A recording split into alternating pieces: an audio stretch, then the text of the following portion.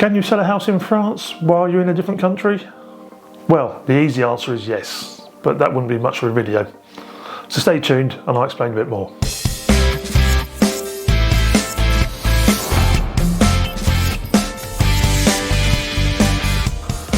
Maybe you got bored of your holiday home. Maybe you had an inheritance. Maybe your job has taken you elsewhere in the world. There's many different reasons for selling a house. But if you're no longer on site, what's the best way of handling this? With the present state of the market, properties for sale are getting harder and harder to find. And for that reason, agents are more and more ready to go that extra mile and do a take on. And this is where things can help you greatly if you want to sell your property abroad while you're still at home. If you haven't been to the property for a while, if at all, you might be wondering what state of repair the property is in, how overgrown it is, etc, etc. What might be the longest process is sorting out the keys.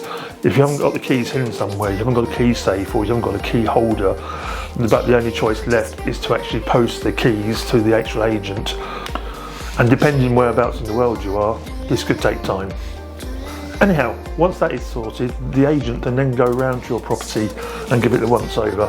Lots of them will probably even do a short video or some photos to send you to actually so you can see the actual condition of the property when they were there. From this point, they can give you a good idea of what the value of the property is. And any good agent will also be able to give you an idea of what they can sell it for if it had a bit of a refresh as such. If you haven't been to the property in a while, it can no doubt do with the garden being cut back or tamed. The house will no doubt need a very good airing, if not a very good clean. And if the property has deteriorated too much, it might need some parts of furniture, etc. emptying from the property, but no doubt your agent can organise this for you. There might be some small cost involved in doing that, but it'll be well worth it for getting the best price for your property when it goes on the market.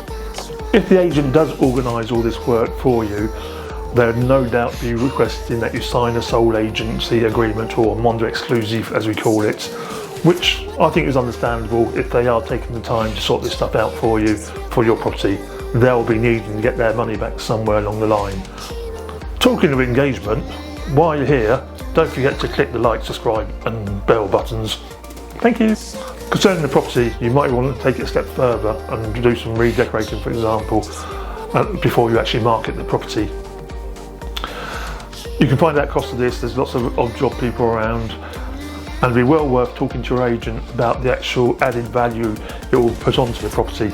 That way you can actually cost up to see whether it's interesting or not. Quite often, by spending 1, 2, 3,000 euros on a property, you can add on 10, possibly 15 or 20,000 euros to the actual marketing value.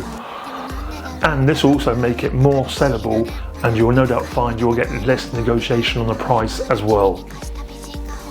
So you've done all the work you wanted on the property, and now you're ready for marketing. But there's one last step.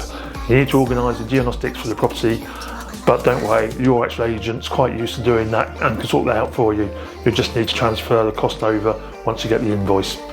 After that, any contracts which need to be signed from the actual, what we call the mandate de vente, through to the actual compromis de vente, they can all be done electronically now. And following COVID, more and more, if not all agents are geared up to electronic signatures these days.